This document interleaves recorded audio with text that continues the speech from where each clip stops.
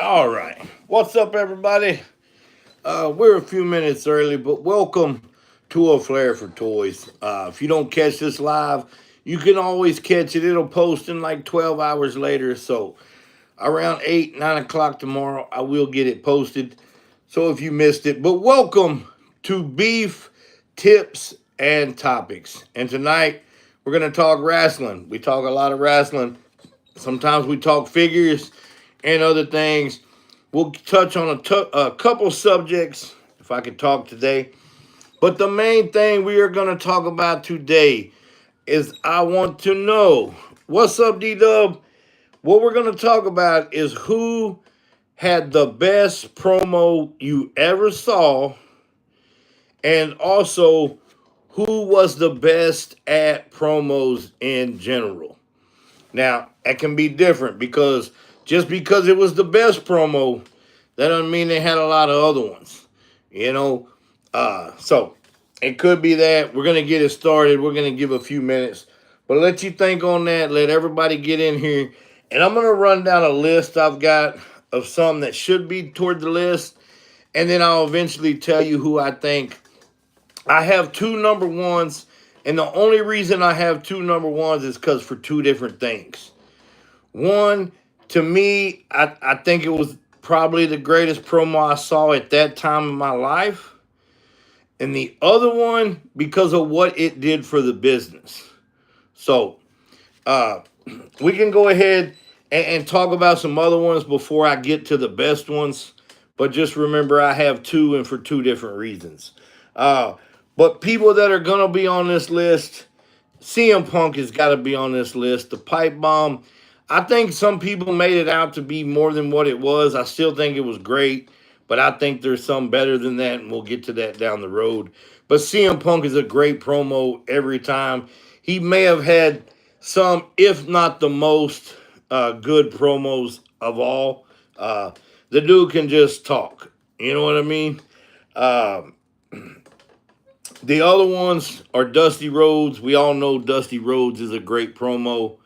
Uh, and we'll get to that. His Hard Times promo. Stone Cold, the Austin 316 promo. Scott Hall, when he first came before they formed the NWO, when he came in and told everybody, you all know who I am, but you don't know why I'm here.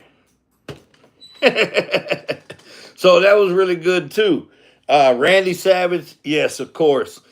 Savage is on this list. Cream of the Crop is probably the most famous one, but just so many different things from Macho. But so much more than what he just said was the way he talked, his accent, his mannerisms, the way he just carried himself. Now, see, that's a different thing that some of these cats don't have today. They may be able to talk, they may be able to walk, but they don't all have the charisma like some of the guys back in the day. You know, and sometimes it is best to live the gimmick. The Undertaker lived the gimmick. I don't know if anybody ever said Undertaker had the best promos or anything, so he's probably not on this list. But you gotta have charisma, uh, intensity, integrity, and intelligence. You gotta have the three eyes. Uh, Kurt Angle. Kurt Angle was a good promo. I don't think anybody ever said he was the best promo, but he could do, straightforward shoot, work, funny, whatever you wanted. Ric Flair, one of the greatest to ever do it. I mean, you could just hand him a mic and he could go on, and you got to put the diamond ring wearing, limousine riding, high flying. I mean, anybody knows me, that's where I took my intro from, was from that. So, that, the spilt liquor, while I'm sitting here listening to this man calling out my name when I done spent more money on spilled liquor than he's made all year. Ooh, man, that dude was so good, man. What we were talking about who made the best promo ever in your opinion, and who was the best at promos in general. So two questions there. could always be two different answers. I'm going to give you mine in a little bit, but Flair is always up there. I love to watch Flair on the mic. The one when him and Eric Bischoff, and Eric Bischoff was trying to fire him. He said, "You want to fire me? Fire me for what? I'm already fired." I mean, the dude would just get so amped up. It was just awesome, you know. Uh, Also, Iron Anderson. Iron Anderson was a really great interview and promo. Uh, I mean, the one that probably stands out the most, or two, is where he introduced the Four Horsemen and didn't really even mean to. He just brought it up and said, "We're like the Four Horsemen of the Apocalypse," and then that's where it all came from. Plus his spot, when he was giving his spot to Kurt Angle, he said, "I'm giving you the only thing I got left. Not any spot, but my spot." So really underrated. Iron Anderson was really good on the mic. I mean, you could even say DX's promo when they made fun of the Nation. I thought that was good. Doesn't hold up well to this day, probably, but yeah, yeah, he did. But hey, he got into it though. You know what I mean? Um, Shawn Michaels, where he lost his smile, maybe even Sunny Days. You know, those need to be mentioned. One that I don't think people mention enough is Shane Douglas when he threw down the NWA title when they transferred it over into ECW, Extreme Championship Wrestling. Uh, hey, so do we all, man. Thank you for coming in, man. We love to just talk about wrestling, and I give you my thoughts and opinions, and I expect yours as well. Please give me a follow if you hadn't already. Give me some likes, give me some comments, all that good stuff. Be kind and subscribe. And also, I mean, you got to mention NWO Bash at the Beach. You know, I mean, because that was when the NWO, man, them fans were tearing them up with throwing trash in there. I mean, good Lord, it was a spectacle. Also, another one that's really underrated, and I'm sure I'm missing some as well, but Mankind with JR when he was in the basement. And on the eighth day, God made mankind. And why I gotta be? I don't know. But anyway, something like that. But I mean, if y'all got any, throw them out there. I'm sure there's a lot that I'm just not remembering. But there's a lot of good promos out there, and I'm sure there's so many that I did not put on this list. This was just off of the top of the head. This is no research. This is not me going back watching film. This is just 40-something years of watching wrestling. You know, I forgot more about wrestling than most people know. You know what I mean? Uh, but now I'm going to get down to brass tacks, and I'm going to tell you, I told you I had two that were my top, and then I want to know everybody else's top. And then after that, we'll get into who was the best at promos. And I will give you maybe like a top five, whatever, and get to number one. But overall, like I said, I have two number ones. Number one, Hard Times. They want to put Hard Times on Dusty Rhodes. Ric Flair. But, man, when he was talking about the textile workers being out of work and you worked there for 25 years and they slap you on the ass and give you a watch and said thanks for all you did. That's all you get. I mean, the dude was talking real. So, to me, at that time, that was one of the best promos, and that holds up to me as the best promo that I had ever heard. Now, the other one that I go with number one is Stone Cold, the Austin 316. Hey, thank you for the subscription. I really appreciate it. Make sure to like it, share it, all that good stuff. We do a lot of content on here, and we will be doing more. I got to go with Stone Cold for what it did for the business. I mean, not only what it did for the business, what it did for him, what it did for the WWE. That's pretty much what took them over the top and conquered WCW when they were losing for, 83 and a half weeks. I mean, I'm sure they thought they were going to get some backlash because of the Austin 316 being on John 316 with all the Bible and Christian implications and all that stuff. But it worked, man. It got over. And, you know, you want to talk about your Psalms, you talk about your John 316. Well, Austin 316 says, I just whipped your ass. So, I mean, just for what it did and changed the business, I mean, Stone Cold had it, man. And you got to give a lot of credit to Michael Hayes. If it wasn't for Michael Hayes and Stone Cold's wife, because we got the name Stone Cold from her, because they were wanting to go with Chili McFreeze.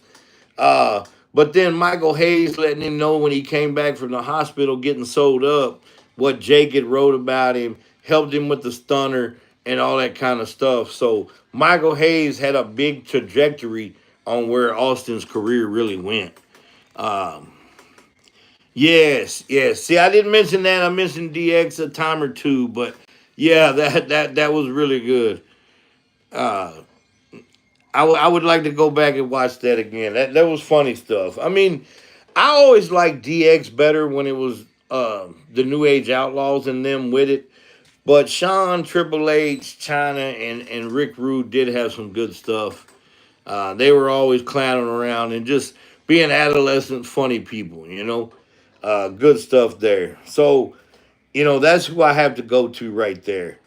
Now, I'm probably going to shock a lot of people with this because this one is really hard for me. I'm tore. This is going to be my one and two. But as far as promos, I got to give it to CM Punk. CM Punk is just so good on the mic. Uh, Flair's right there. I mean, I still enjoyed Flair and liked Flair better. But just the work that Punk has done on the mic, I can't deny him that.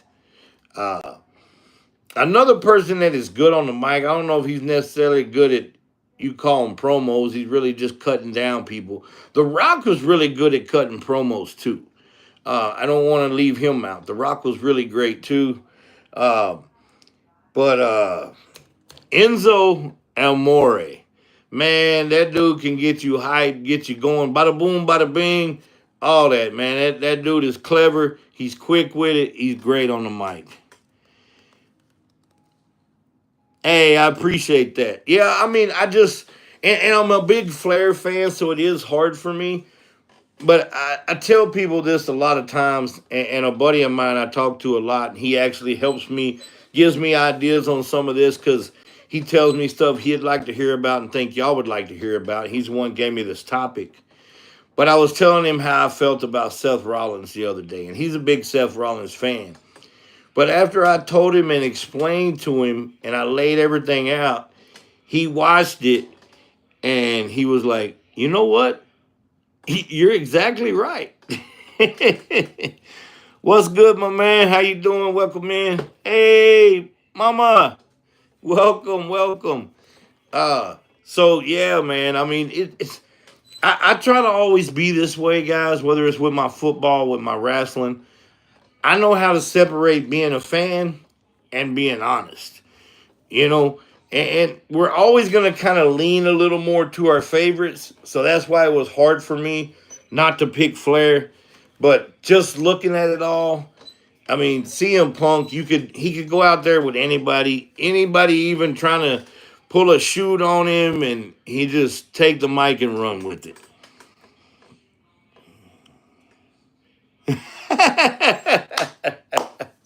Yes, it did, Mama. Yes, it did. Yeah, I mean, I talked about Kurt Angle a little bit while ago too, but especially over there, I kind of wish Kurt Angle would have never went to TNA. I wish he could have held it together over here. What's up, Chris Dearman? I think we missed a lot of good promos and a lot of great matches from Kurt Angle when he had the issues with the drugs and Vince and all that stuff. I'm glad he got help. Okay, love you, Mama. See you in a little bit. Uh, I'm glad he got the help and got better and everything, but I think we really missed out on a lot for him not being in the WWE. Not that he didn't do good work over there, but a lot of it went unnoticed because, to be honest, there's some of us that were hardcore fans that did watch it, or some of us went back and watched it later, but nobody really watches TNA. I know there's people that say they watch AEW, and I wish you wouldn't tell nobody that either, but you know, when WCW and all those other ones ain't around, WWE is the main thing. And it's not that it's always the best and better than those other ones, because they do have some good wrestling and some good characters and stuff. WWE, whether we like them or not on how they book and some stuff, they almost always know how to rein people in. And you can see that when they go somewhere else and then they're given creative control, and you're like, man, this dude's stuff stinks. Well, because they're letting him do what he wants. WWE controls those guys, sometimes to a fault, but they do have a way of really getting the most and the best out of most people. Now, there's always going to be the few that they don't give the right push to or whatever, but they do a good job with that. So anybody else, who is everybody else in the chats? Who do you think is the all-time best at promos? Not D1 best promo. I want to know overall. I went with CM Punk and then Ric Flair. And that was two. I said I was going to give you five. I probably have to go Dusty at three. Dusty was just so good on the mic too. I mean, he could get the crowd. How about that, Oldberg? You calling me Oldberg? You want me to talk about Jay Uso? Well, what you want me to say? No yeet? Uh, I mean, Jay's not good on the mic, so that's why he's not being mentioned on this list. Now, him and his brother together, I think they're decent on the mic, but alone, not very well at all. Jay Uso, I give him props, like I've always said, for getting over. But what did you get over? You got over the yeet. That's all you got over. You did not really get yourself over. Oh, the actual Oldberg. Okay. Um, I I don't think he should be back. I don't think it's good for his health. I know there's some people that want to see it. Some people always have that nostalgia factor, but it, it's always good to see him, but not see him in the ring. You know what I mean? Because he's not going to be able to perform like he used to. And even though Gunther could probably get a good match, Goldberg is not good at following. So I don't. I think it's going to be a cluster F if you ask me, to be honest. But I mean, what do y'all think it's going to be? I mean, the only way if for some reason they let Goldberg go over, which I'm sure they will in Atlanta, Seth Rollins has to come out and curb stomp him and get the belt. I mean, I don't think the title is on the line, though, is it? Is it or is it not? I'm not sure. Talk about X-Pac from the 1900s. Okay. I mean, I liked X-Pac. X-Pac had a lot of heat with people. Um, but I thought he was a really good hand for a small guy. And y'all know I don't really like the small guys that much. But X-Pac did entertain me. I always thought X-Pac was better in a group than by himself. Uh, but he was always good to have in a group. It is for the belt?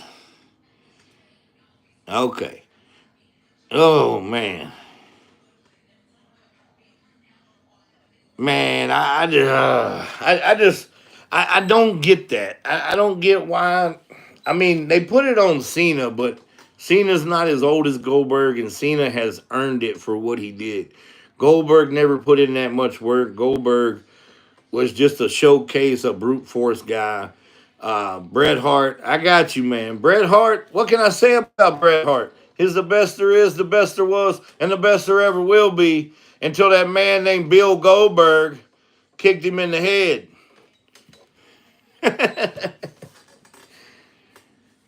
No, I don't think Punk will win. I would love Punk to win, but I really think Cena's going to hold these titles until it's about time for him to go.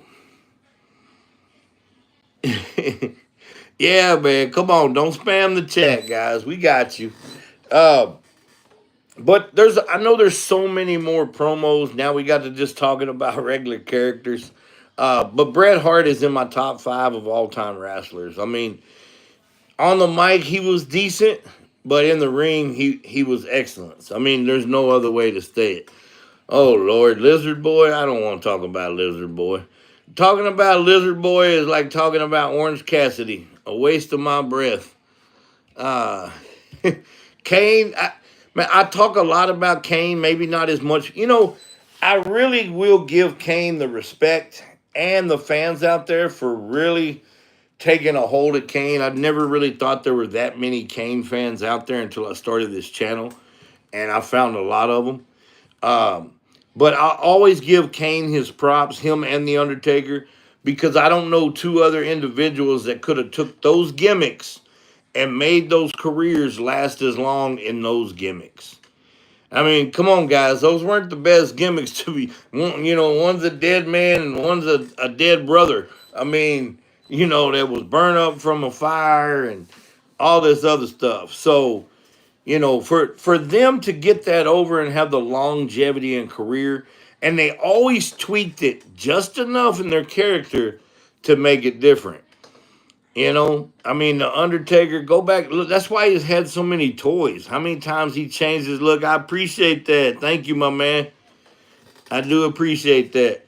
Uh, but he always changed his gimmick. Now, Chain didn't change his gimmick as many times as the Undertaker, and I don't think a lot of us really cared for bald, unmasked Kane. But still, it was different. I don't really think we liked corporate Kane either, but it was just another way to grow the character. Oh man, I done put it over there. I was gonna show it. I'll get it real quick since everybody wants to talk about Brett. Since my man Dub's in here and everybody's talking about Brett, we'll go ahead and show that off. I said we wasn't gonna do much figures tonight on here, but there's an autographed Brett that my man in the chats, D-Dub, got me. Thank you again, D-Dub. So, really awesome piece right there. Appreciate that. Heyman did Lesnar's work. Yeah, I mean, Brock was good, but Brock was never really good on the mic. But Brock was such a beast in the ring, he really didn't have to be. Yes. And then here's the Superstars Brett that we opened last night. And Jim Neidhart. The Hart Foundation. Booker T. Booker T was really good. Booker T did great. I mean, he came from being a tag team and really took a hold of his career. I give Booker all the credit in the world because what Booker did, unlike other people, he did not take his ball and he did not take his money and went home. He took less money, went to the WWE, and became a bigger superstar. So to Booker T, you the man. You bet on yourself, and that's what it's all about right there. Oh yeah, them jackets are awesome. I want to take one off to see what it looks like on an Elite, but I haven't done it yet. But yeah, Booker T. I mean, I kind of feel bad for Stevie Ray because Stevie never really went any further. But hey, sometimes not only do you have to put in the work, you have to change up. And I don't think Stevie could really change. I mean, look, when Booker is probably the most remembered king of the ring, besides maybe an Owen Hart or something like that, because he took that gimmick and he even brought his wife in and they ran with that. King Booker, oh hell, King Booker.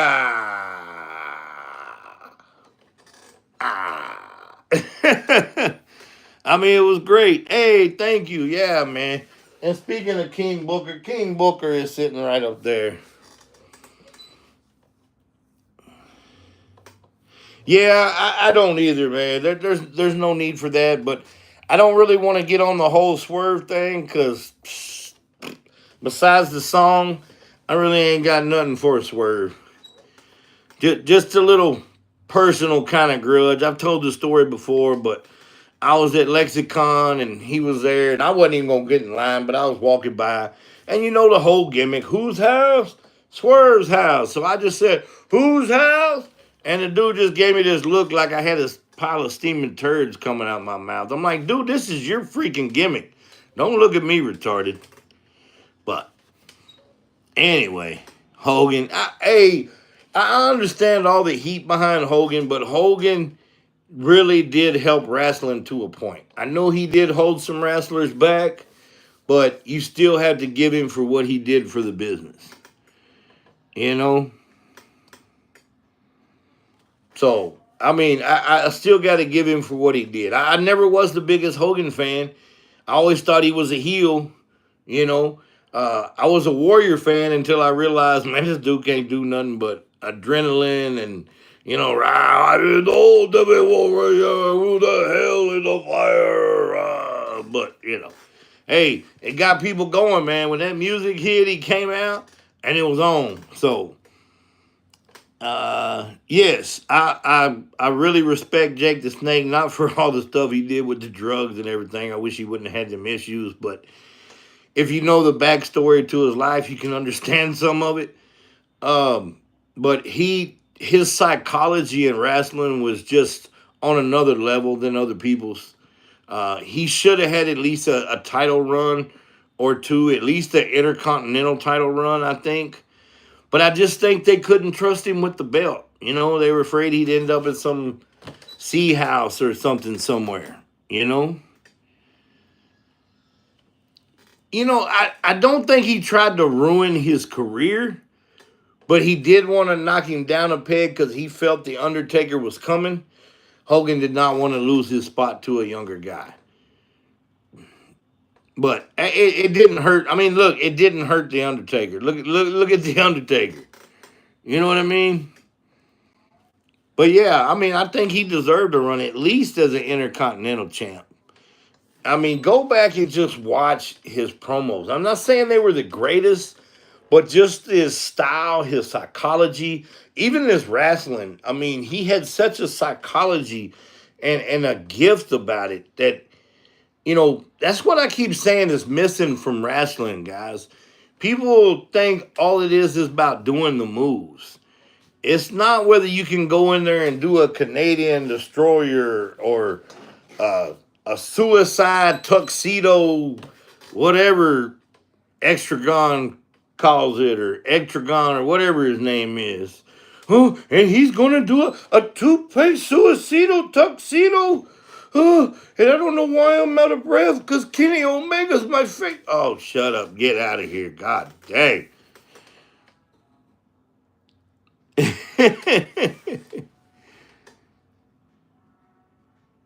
What about Braun Breaker? Braun Breaker's good. I think right now he needs a mouthpiece. And that's one thing I want to talk about. Let's get on that real quick, guys. Me and my buddy talked about this today. It was with the whole Seth Rollins thing brought up. What is Paul Heyman doing? They're not doing anything with Paul. Paul needs to take this thing over and be the mouthpiece and have Seth Rollins put the mic in his mouth and shut the F up. He's still doing the same old time. I'm the Monday night. No, you're not. That's why this was your last chance, but you're still out here doing the same thing. Just be a good wrestling badass heel and let your manager or your consigliere or whatever he is do the damn thing.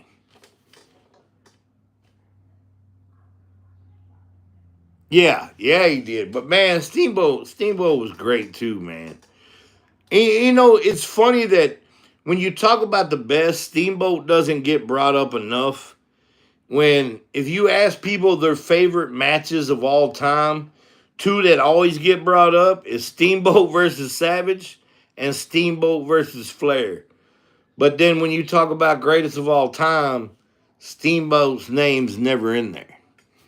I like Goldust. I like Dustin Rhodes. I didn't really get into the whole character in the beginning. I thought it was not needed, but he made it work, man. I mean, who else really could have made that character work for that long?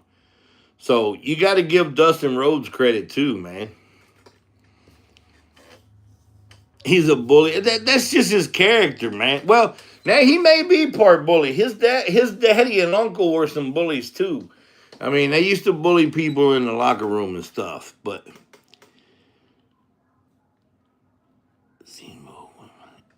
now Jacob Fatu's really good, man. Jacob Fatu has got the charisma. He can talk. He can definitely work. I see him and Braun Breaker could be, back and forth champions, stuff like that for the next 2 to 3 years. Sting was your favorite? Sting was good. Sting, I think a lot of people like Sting, but I don't think Sting gets really brought up into the greatest either. And I can see why, because besides when he worked with Flair and a few other people, Sting's matches, guys, weren't that great. And he wasn't great on the mic. But everybody just loves Sting. Kind of like they did the Ultimate Warrior. Now, Sting could work better than the Warrior. I'm not saying that. But they were together before. Remember that. So there are similarities. I wasn't a big fan of Sting. I liked Crow Sting better than Surfer Sting because I think they kept giving Sting way too many chances and putting him over when he really didn't deserve it yet. I would have actually put the belt on Luger more times than I would have Sting, in my opinion. Do I like the British Bulldog? Yeah, I like the British Bulldog. I liked them better as a team back in the day when they still had it. But Davey Boy was good, but just with that British accent, he really couldn't cut a good promo. It wasn't me. It was Owen. I wasn't even there. But yeah, I think they were better as a tag team. I think he was better in a group than he ever was himself, either a tag team or with the Hart Foundation. Can I show you one of my Jeff Hardy figures? I maybe can reach one without knocking everything over. All right, here's one.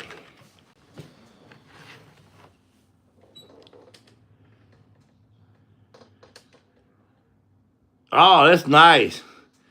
Hell yeah. Yeah, and a lot of people don't realize this with JYD because a lot of people just seen JYD when he was in the WWF or the little time in WCW. But he really couldn't go like he could then. When he was back in Mid-South wrestling and when he was in the New Orleans and stuff like that, and Louisiana Dome and stuff, man, that dude, when he'd come out to Another One Bites the Dust, that crowd would pop almost as hard as they would for the Road Warriors coming out to Iron Man. The JYD was over.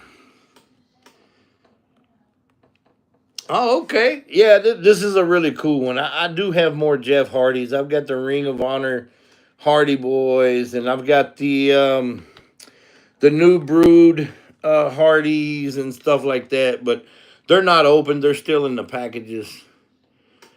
But I've got all kinds of figures, guys. I mean, I don't have everybody, but I have the majority. But we're only probably going to go another 5 to 10 minutes. I think I really touched on what I wanted. We kind of got off, but I don't mind doing that. Kind of like I asked Beef anything. You're asking me about what I feel. One thing I want to touch on before we leave, and if y'all do get on TikTok, make sure to follow my man Daniel Walden, D-Dub in here. He's going to be on TikTok in just a little bit. He's going to be opening up some Marvel figures and some other stuff. But he has a ton of wrestling too, guys. But I don't know if he's in the wrestling cave tonight. but he has plenty signed autos and everything. Shawn Michaels. Shawn Michaels is probably one of the top five greatest workers. I might not put him there, but he is. I just didn't like his attitude back in the day. I didn't like how he treated people and stuff like that. But, I can't take away his talent.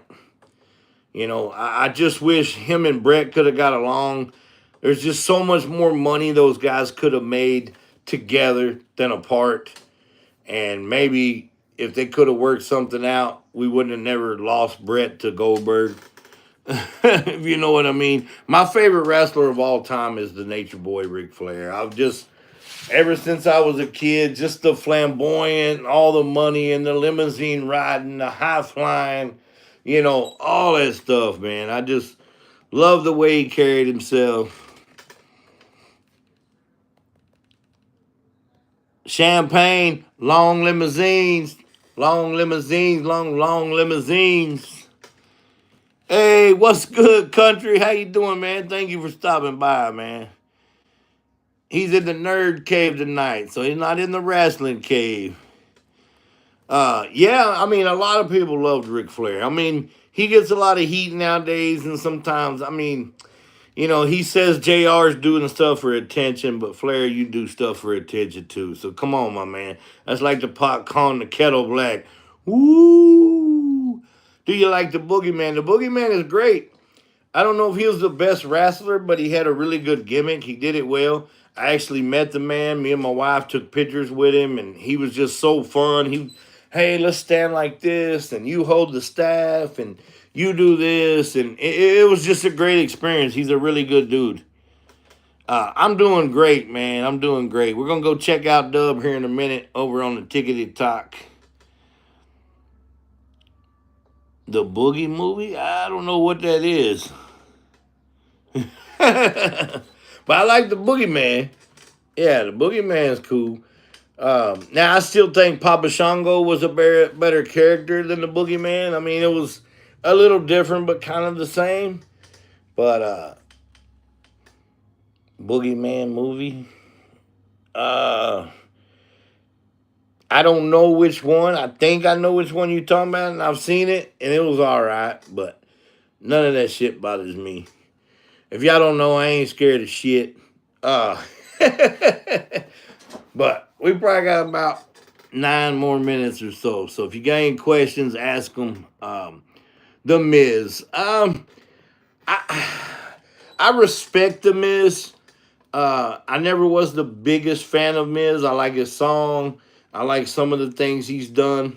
I don't like everything he's done because sometimes he's really just annoying. But to have it in his mind that he was going to be a professional wrestler and to make it this long and to do what he did, I got nothing but respect for the dude. I mean, he came from the real world. He said, look, this is what I want to do. This is what I'm going to be. And god dang it, he went out and did it. So I don't knock anybody who believes in themselves and has the courage to follow their dreams and accomplish it. Triple H, to me, Triple H it's a slippery slope with Triple H. In one hand, you kind of think he got a lot from who he was with and all, but at the same time, the dude was really good, man. He was good on the mic. He was good in the ring. Did he get a few more pushes than necessary? Probably.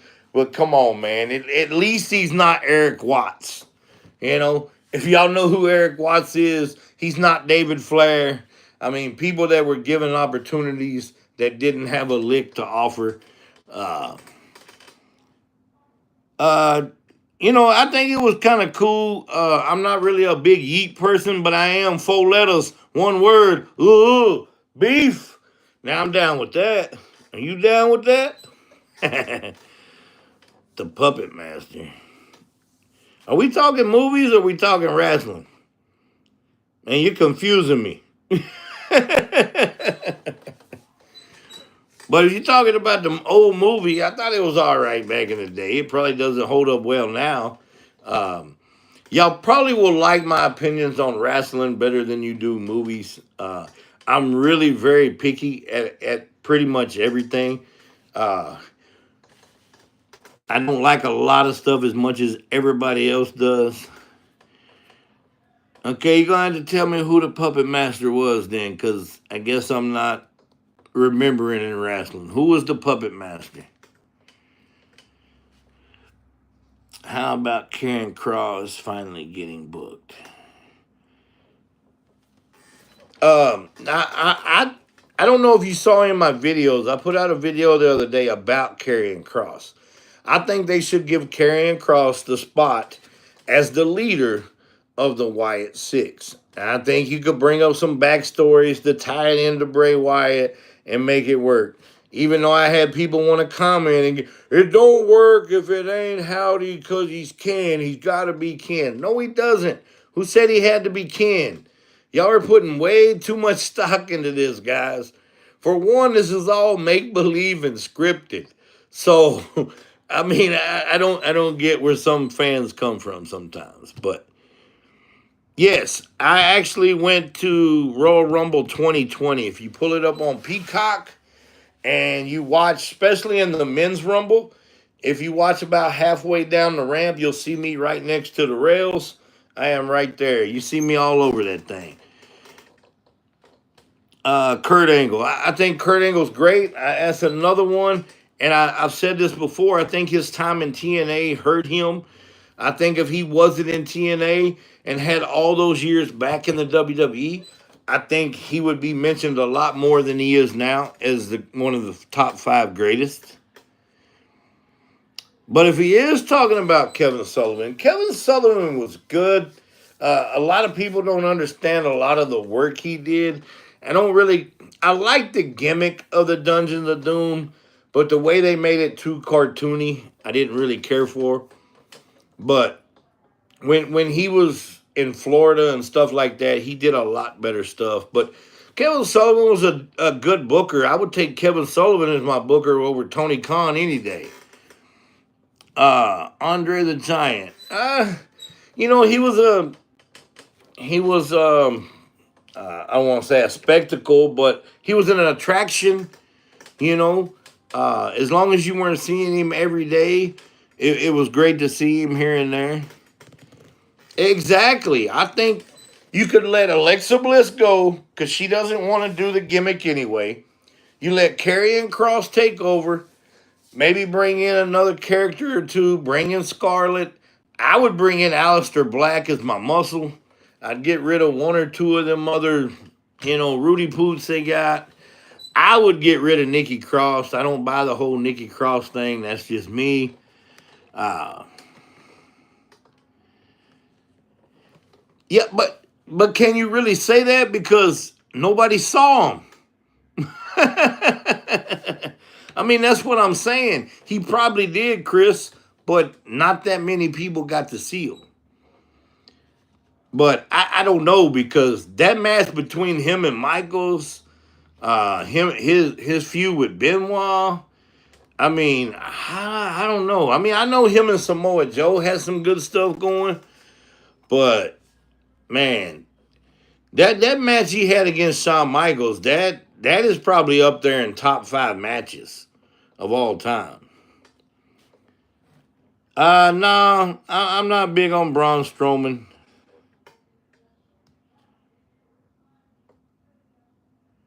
Yeah, I know about the green shirt guy. But I never was a big fan of Braun Strowman.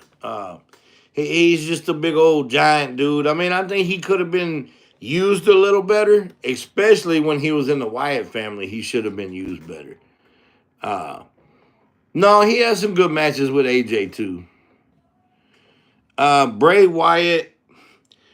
Bray Wyatt was great. I should have put him on here. He was great on the mic. He would get you interested, but at the end of it, you were like, "But what did he really say? What what did he really mean? What did I get out of that?" You know what I mean? Sometimes it may take you 3 weeks to a month to put it together what he was actually saying. So, that's cool. I mean, I've got a Braun figure or two, but eh. But AJ Styles is another guy who doesn't get enough credit, and I think a lot of that is the same thing I said. He was in TNA for years, and as much as people want to say, "Oh, they had their greatest matches there," but who's seen it? The same amount of people that seen AEW, probably less.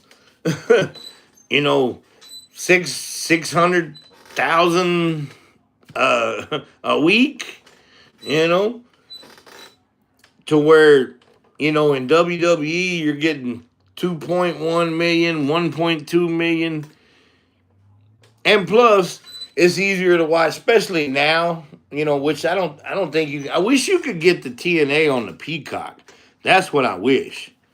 I wish WWE would buy TNA so we could get all that on there, because having to look it up on YouTube or something, I don't feel like doing all that. But guys, we've already ran 45 minutes. My man Dub is going to be going on, so let's get off here. Let's let him have his time to shine, and y'all go see him. And make sure you like, give a gift, say hello, and all that good stuff. But until then, I may be leaving, but I'm still that uncultured heathen. And we the ones.